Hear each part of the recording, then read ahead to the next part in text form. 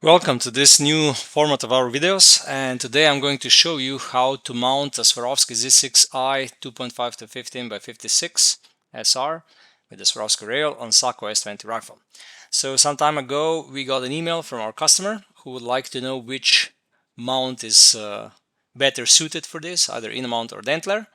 And let's go into our configurator and see what would be ideal. So in this configurator we have really a lot of rifles, and all of them have really a lot of possible combinations. Some of them, like Blazer R8, even millions of combinations. And let's search for Sako S20. Okay, and we'll configure it because the customer said that he has a Hunter in camo. So okay, Hunter camo. This is it. For the caliber, I would probably say something like 6.5 Creedmoor. It's really popular now. Stock standard. The barrel, if our customer is from the Alps, he's probably hunting chamois, so I would say 24-inch barrel is more common, but if I made a mistake, I apologize. Okay, and recoil pads, it's just going to be the standard. So now we have the rifle, and we put this rifle into our configurator, and let's go to next steps and choose the scope. So we even have more scopes than rifles. This, we are counting in thousands of scopes inside, and he said that he has a 2.5 to 15 by 56 Swarovski.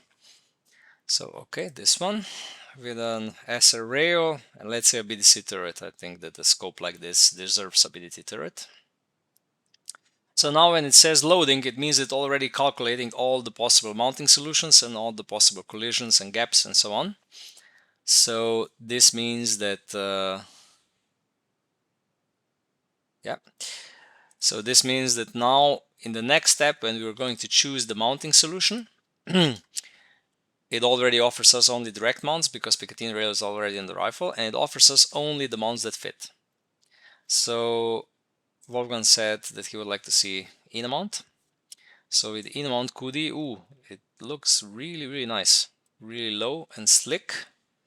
Well, let's check the eye relief.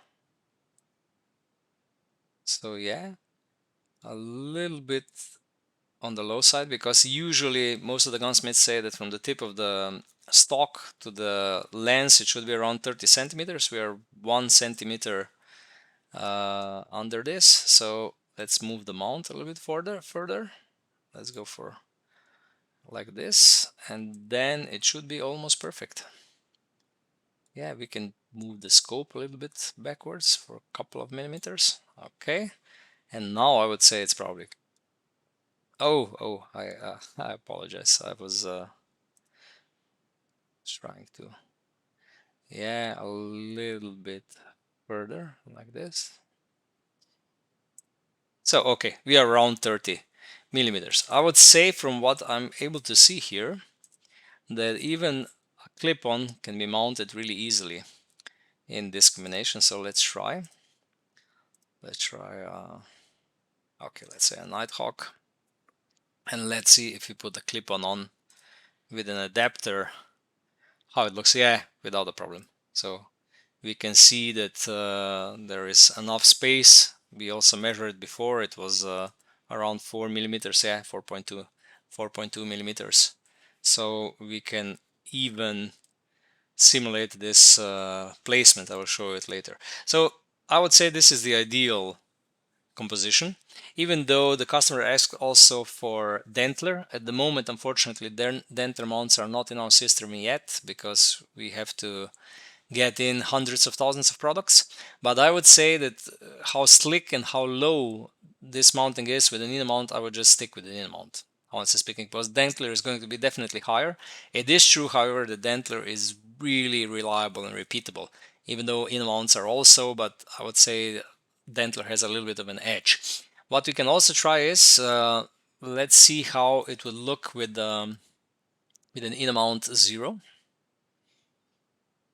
Yeah, it also looks very nice, very slick, very low. I would also bet the dimensions are completely identical.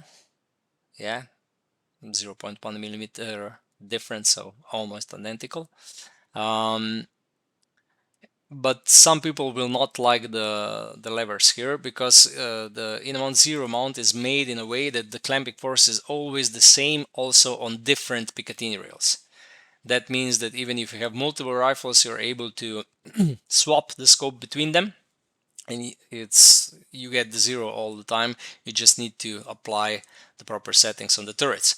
What we can also check is if the bolt handle will get in the way. No, not even close.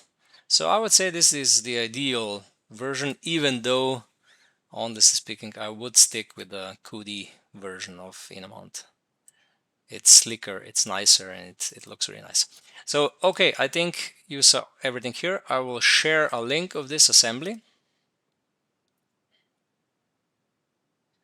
So you will see this link below in the description of this video. I can also show you how it looks. So like this. It takes a minute or something like that to load. It depends on which part of the world you are, because all the models have to be loaded in on this link. You see that even the rifle is assembled together from models of the barrel and so on.